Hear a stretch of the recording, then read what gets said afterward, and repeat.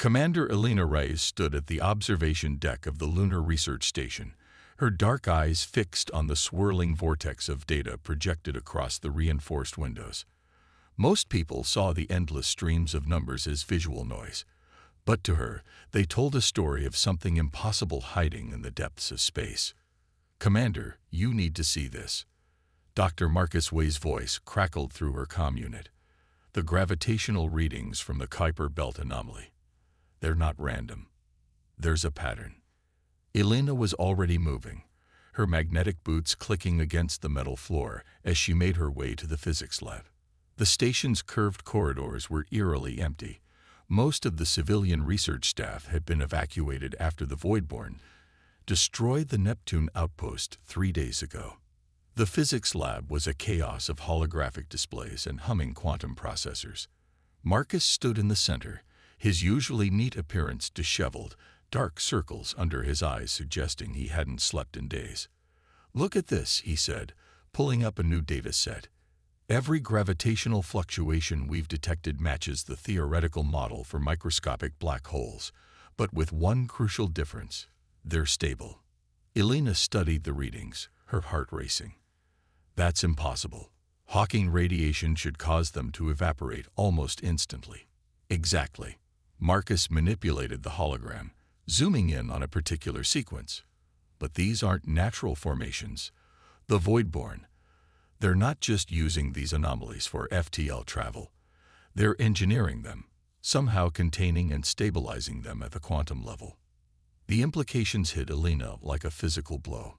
The Voidborn had appeared 6 months ago, their massive ships emerging from what seemed like tears in space itself. Their technology was centuries beyond anything humanity possessed, and their message had been simple: surrender or be eliminated. They'd already demonstrated their power by effortlessly destroying every military installation beyond the asteroid belt.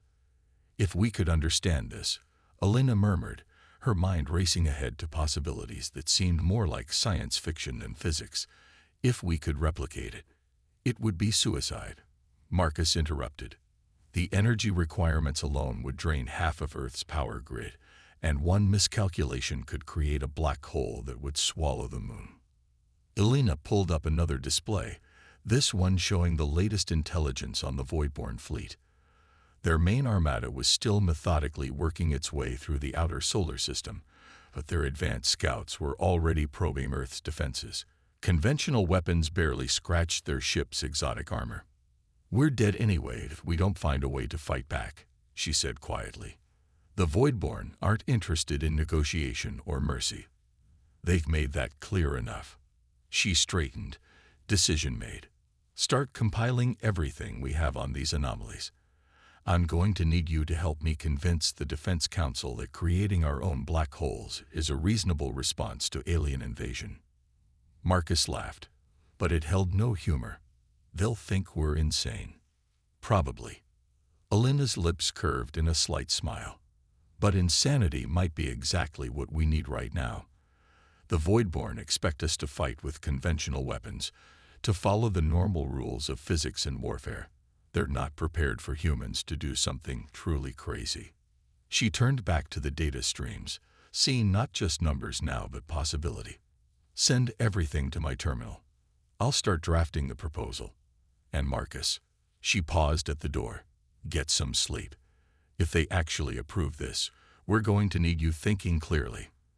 As Elena made her way back to her quarters, she felt a strange mix of terror and exhilaration. What they were proposing was beyond dangerous. It was potentially catastrophic. But watching the Voidborn methodically destroy humanity's outer colonies had taught her something important. Sometimes the only way to survive was to do the impossible. In her quarters, Elena began writing what would either be remembered as humanity's greatest achievement or its final mistake. The first line was simple: Project Singularity. A proposal for human survival through controlled quantum singularity generation. She worked through the night, the blue glow of her displays casting strange shadows as she outlined a plan to weaponize one of the most destructive forces in the universe. Outside her window, Earth hung like a jewel in the void, beautiful and terrifyingly vulnerable. The Voidborn were coming to claim it, confident in their technological superiority, certain that humanity would follow predictable patterns of defense and defeat. They were about to learn that humans had a special talent for turning scientific impossibilities into weapons of war. All Elena needed was for the Defense Council to be desperate enough to listen. As she finished the proposal, a priority alert flashed across her screen. The Voidborn had just destroyed the Saturn defense fleet. Their main armada would reach Jupiter's orbit within weeks. Elena attached the alert to her proposal. Sometimes, timing was everything.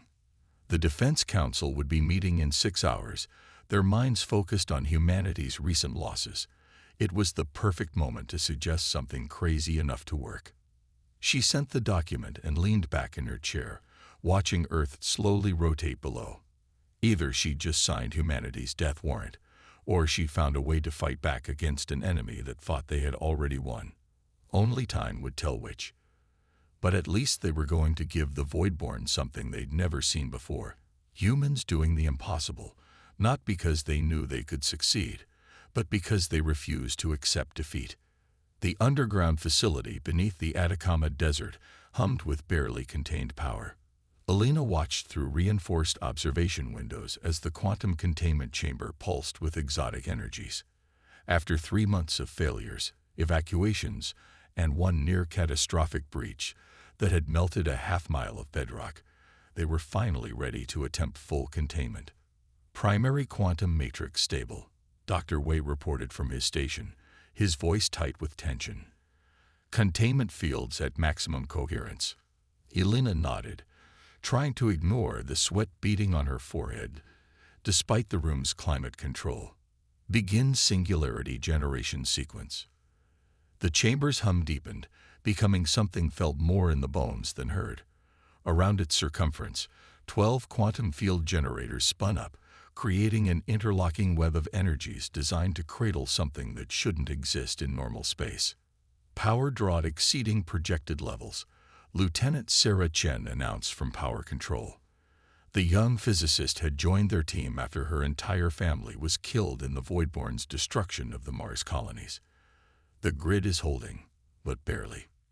Elena studied the readings, noting how they differed from their simulations. Maintain sequence. If we abort now, the power backwash could fry half our systems. The air itself seemed to thicken as reality began to bend around the containment chamber.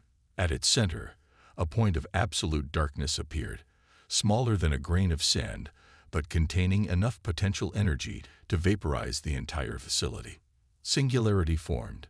Marcus's excitement cracked through his professional demeanor. Mass exactly as calculated, quantum signature stable. It's actually working. Elena allowed herself a small smile.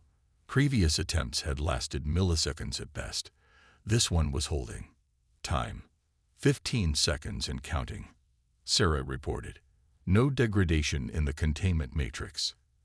At 30 seconds, Elena began entering commands for the first set of measurements. At 45 seconds, she allowed herself to hope. Then, at exactly 50 seconds, every alarm in the facility went off at once. Quantum fluctuation. Marcus's fingers flew across his console. The singularity is. Wait, this can't be right. Elena was already there, looking over his shoulder at readings that defied explanation. The black hole wasn't collapsing or growing unstable.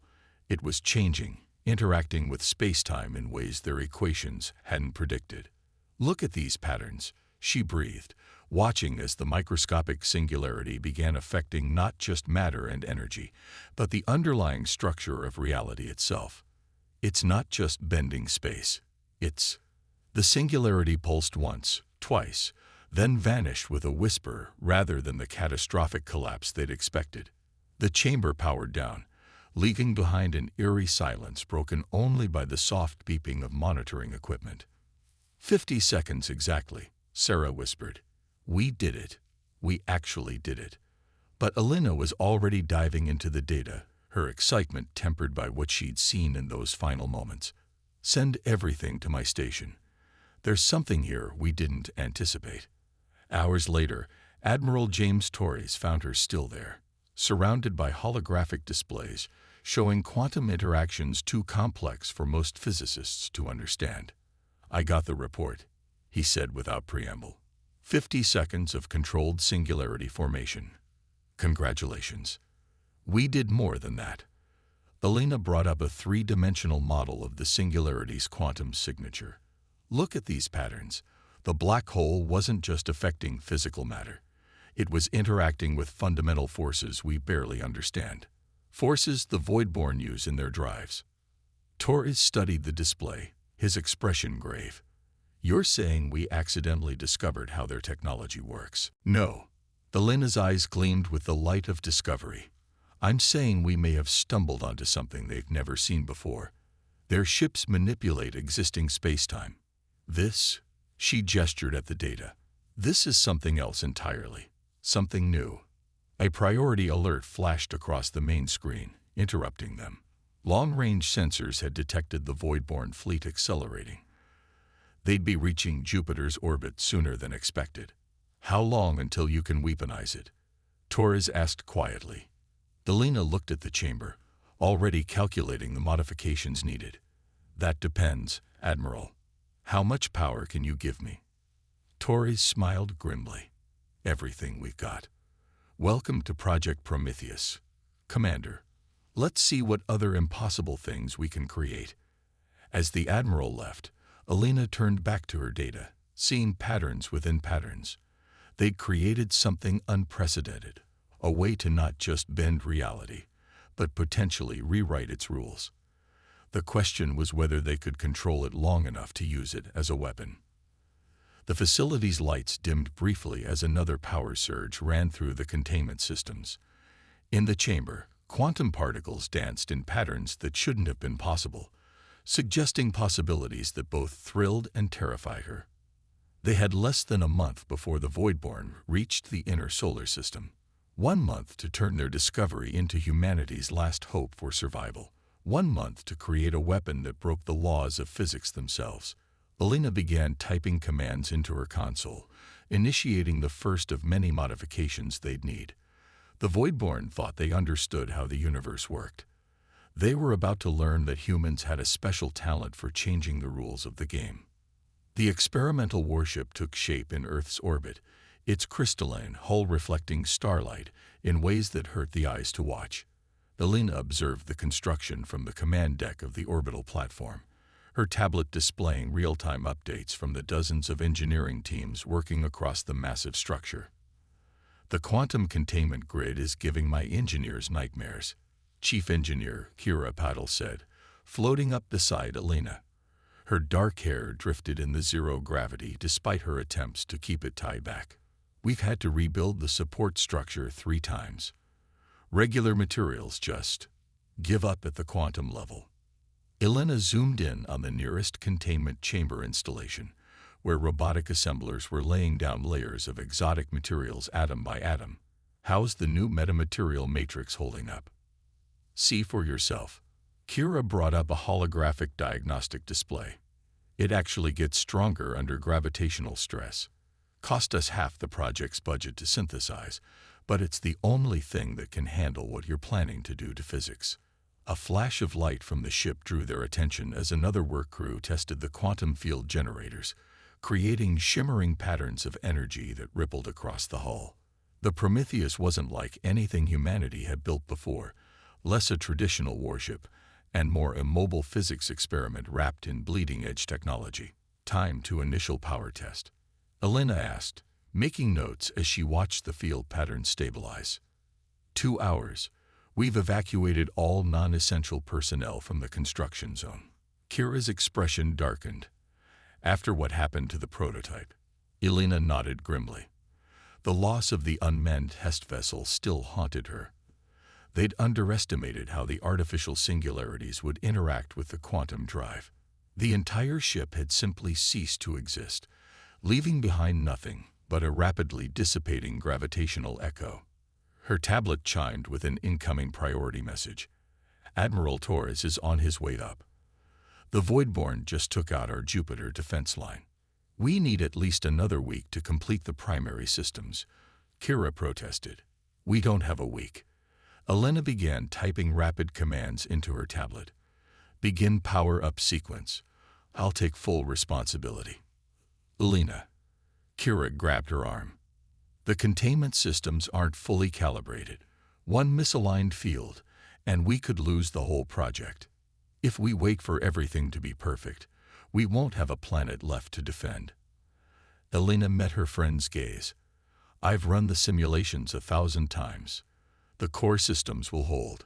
The observation deck's door slid open, admitting Admiral Torres and his technical advisors. Commander Rice, tell me we're ready for this test before. He never finished the sentence. Alarms blared across the construction platform as power surged through the Prometheus's partially completed systems. Elena's tablet exploded with warnings as quantum fields began to synchronize in ways they hadn't predicted. What's happening? Torres demanded. Elena's fingers flew across her display. Power spike in the quantum matrix. The containment fields they're synchronizing themselves. This shouldn't be possible. Through the observation window, they watched as ripples of energy cascaded across the Prometheus's hull. The space around the ship seemed to bend, light distorting as if passing through water. Full evacuation now, Kira shouted into her comm. All personnel clear the construction zone. The ship pulsed once, twice, and vanished. For 3 heartbeats, there was nothing but empty space where humanity's greatest achievement had been. Elena's heart stopped, remembering the prototype's fate. Then, with a flash of quantum energy that temporarily blinded every sensor in Earth orbit, the Prometheus reappeared. Status report. Torres barked. Elena was already analyzing the flood of incoming data. The ship, it didn't just disappear.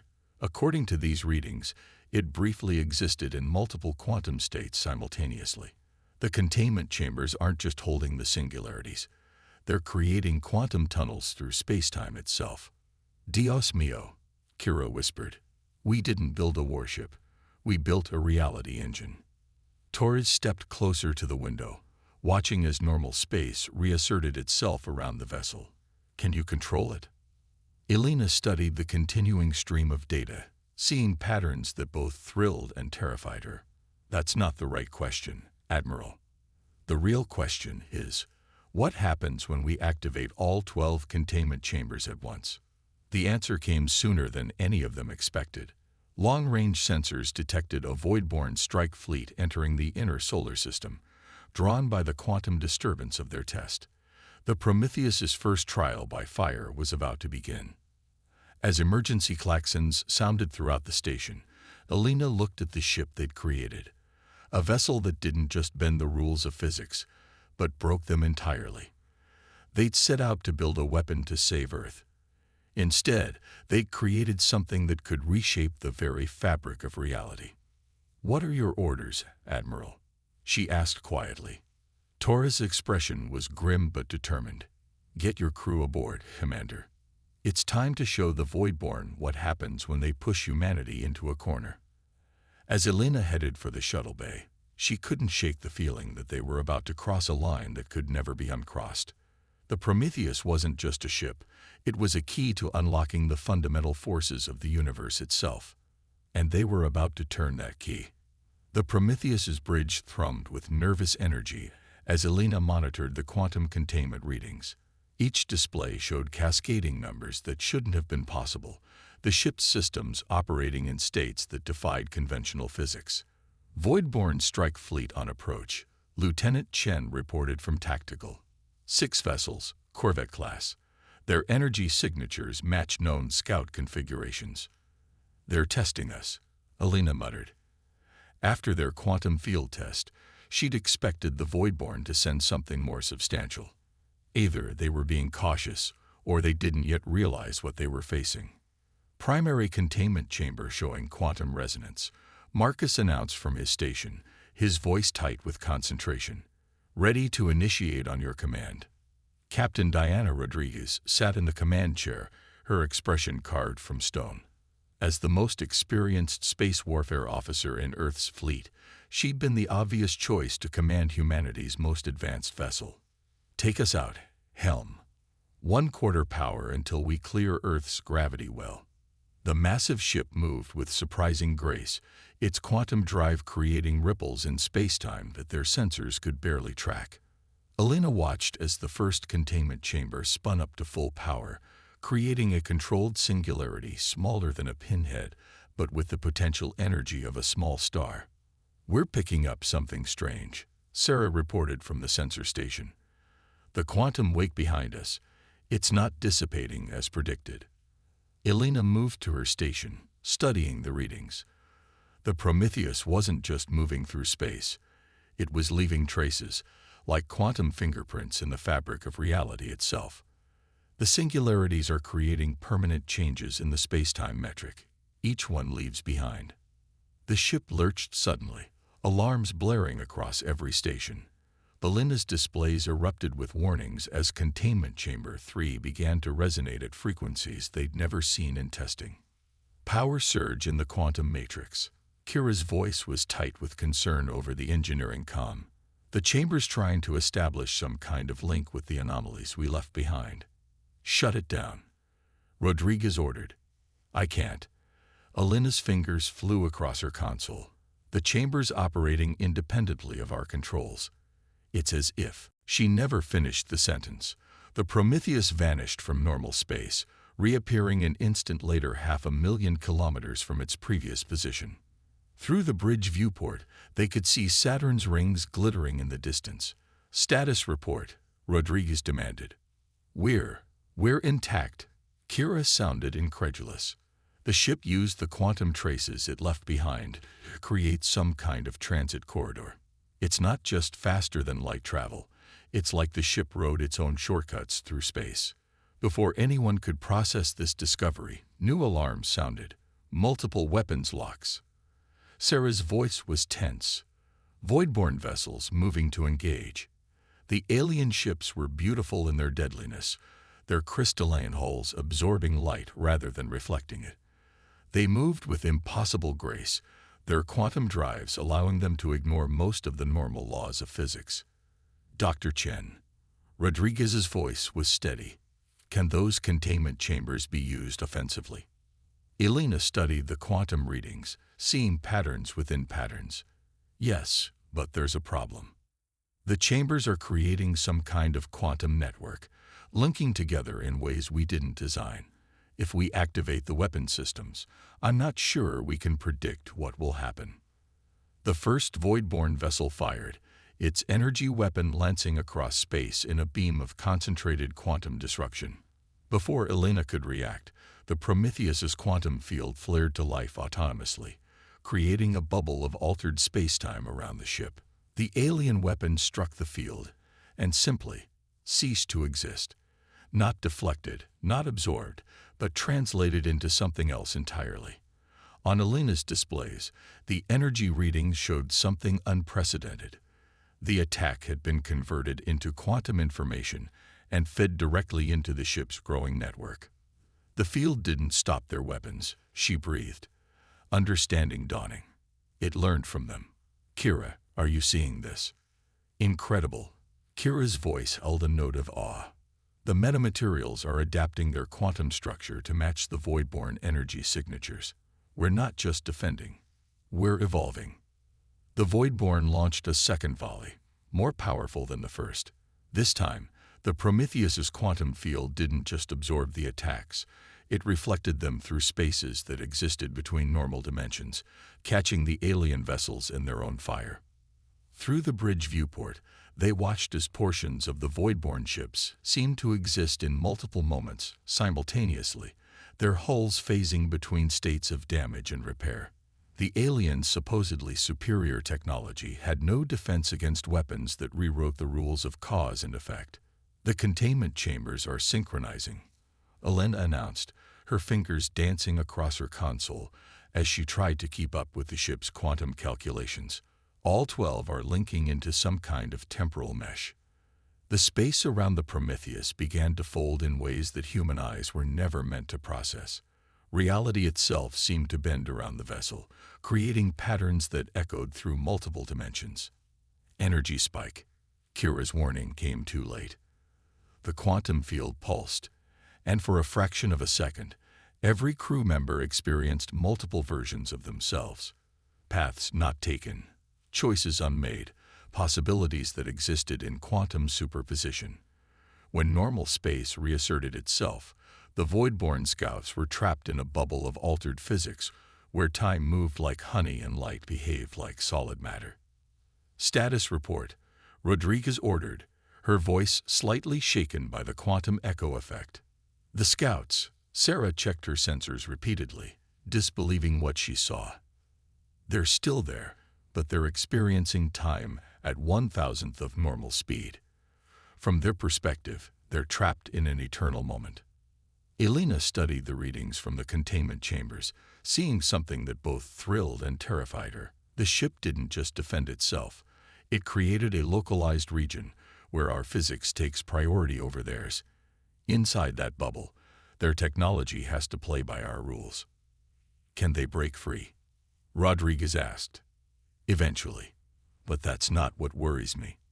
Elena brought up a new display showing the quantum wake the Prometheus had left behind.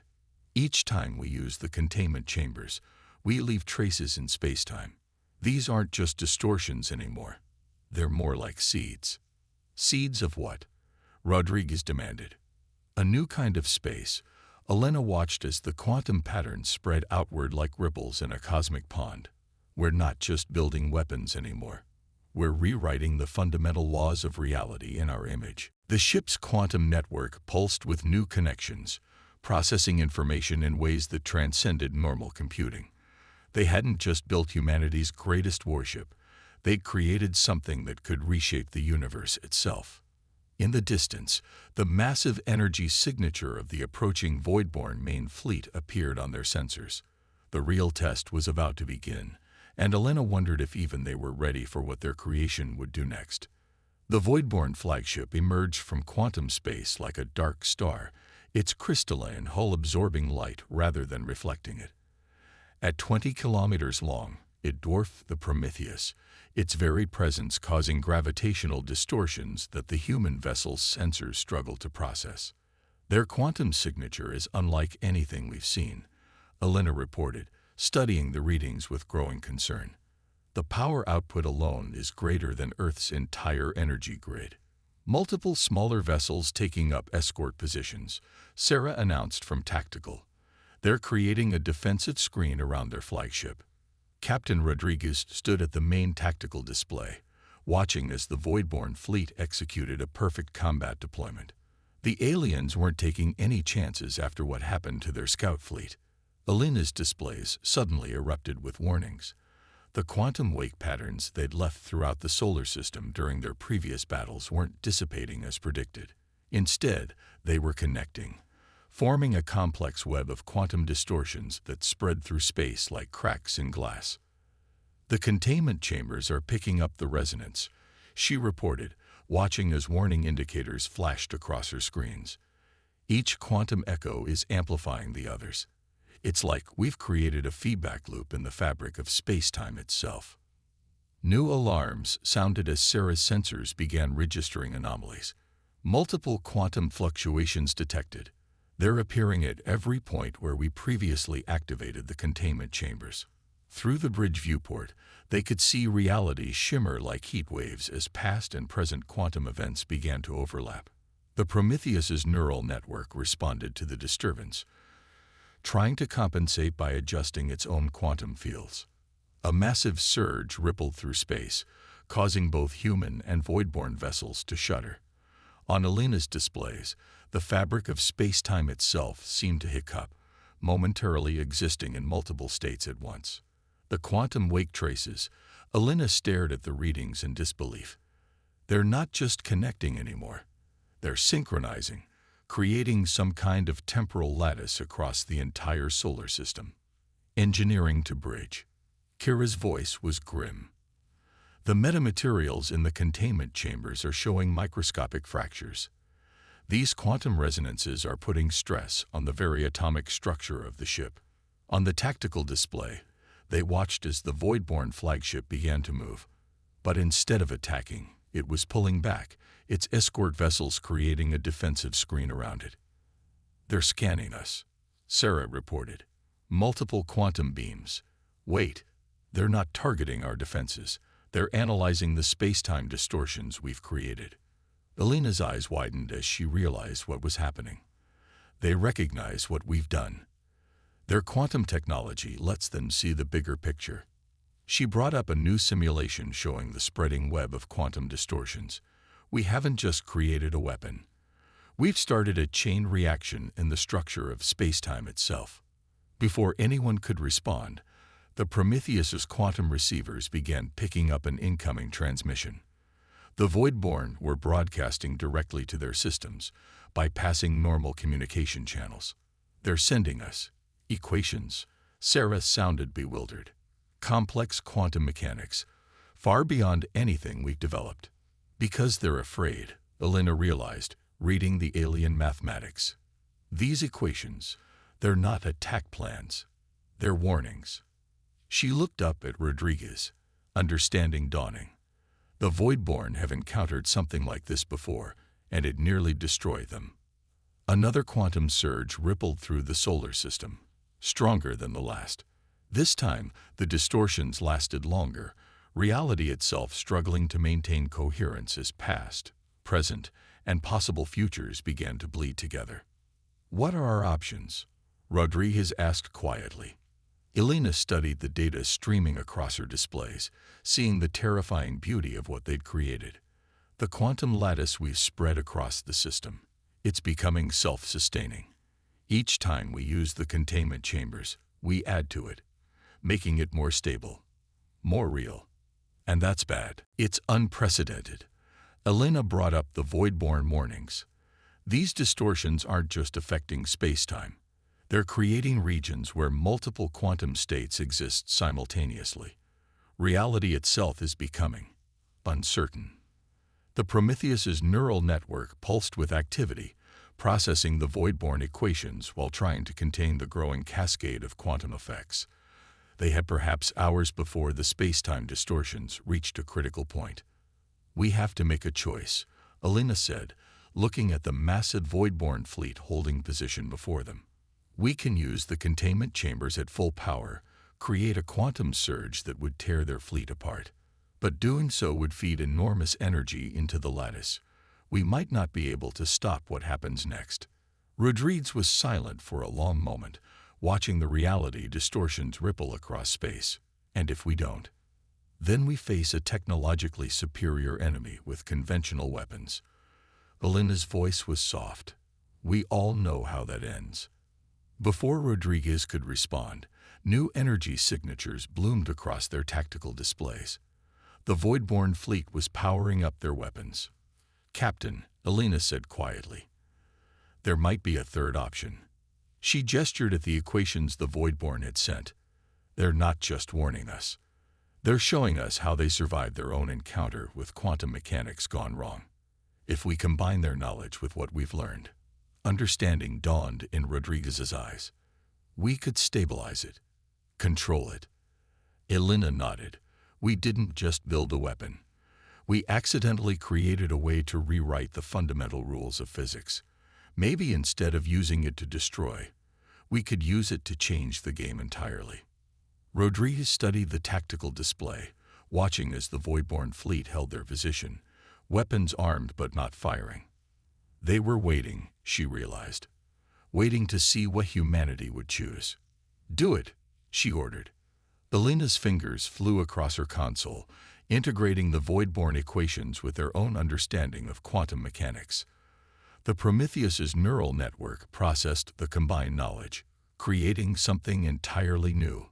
The containment chambers activated one by one, but instead of generating destructive energy, they created a carefully controlled quantum field that spread outward, touching and transforming the lattice they'd inadvertently created throughout the solar system. Space itself seemed to hold its breath as human and Voidborn technology worked together to reshape reality.